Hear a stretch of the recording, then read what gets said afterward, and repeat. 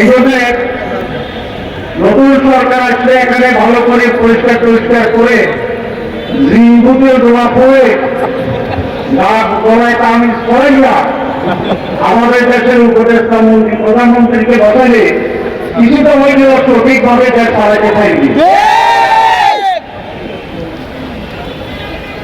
আজকে সমাবেশ কেন? নির্বাচনের দাবিতে না, নির্বাচন যে তারিখে দিচ্ছে এটা ঠিক আছে, আমরা তার আগে নির্বাচন চাইছিলাম, ডিসেম্বর হইলেও আমরা ঠিক করতাম, কিন্তু আমরা তো নির্বাচন চাই। কি বলেন? এদেশের মানুষ 54 বছরে কোন নির্বাচনে দেখে নয়। এবার মানুষ আশা করে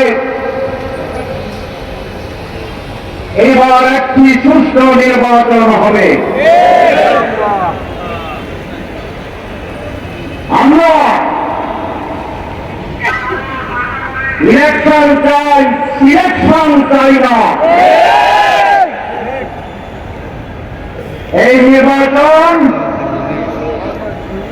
একটি ডিজাইনের মাধ্যমে সম্পন্ন করে জনগণের ভোটাধিকারকে আবার হরণ করার ট্রাই করার ষড়যন্ত্র চলছে। যদি সেরকম তৈরি করা নির্বাচন হয়,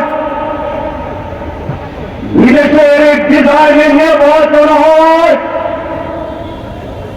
তাহলে বাংলার মানুষ জীবন এবং রক্ত দিয়ে একটি সুস্থ নির্বাচন আদায় করবে ইনশাআল্লাহ।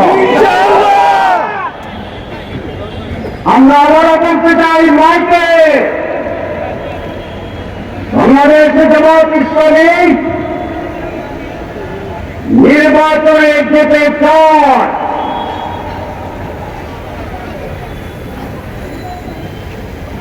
কিন্তু তার আগে সুস্থ নির্বাচন হওয়ার বিষয়গুলো জনসমক্ষে উদ্ভাসিত হতে হবে, পরিষ্কার হতে হবে, আনন্দমুখর পরিবেশ তৈরি করতে হবে। সরকার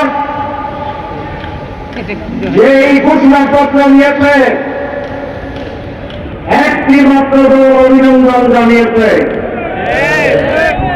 বাকি সকলে ইতিবাচক বলে বলেছে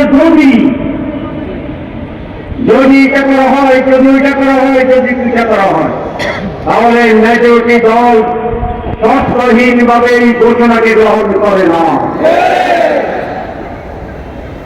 নির্বাচনে আমরা বলেছি সুষ্ঠু নির্বাচনের জন্য সংস্কার জরুরি। সরকার বলেছে, প্রধান উপদেষ্টা বলেছেন মাসের পর মাস সংস্কার কমিশন করে আমাদের প্রচুর সময় নিয়েছেন, ব্রেনস্টর্মিং হয়েছে। সব কিছু তো প্রমাণ করে তারা বলছেন এটার কোন আইনি ভিত্তি নাই। তাহলে আইনি ভিত্তি যদি না থাকে তাহলে সংস্কার কি হয়েছে?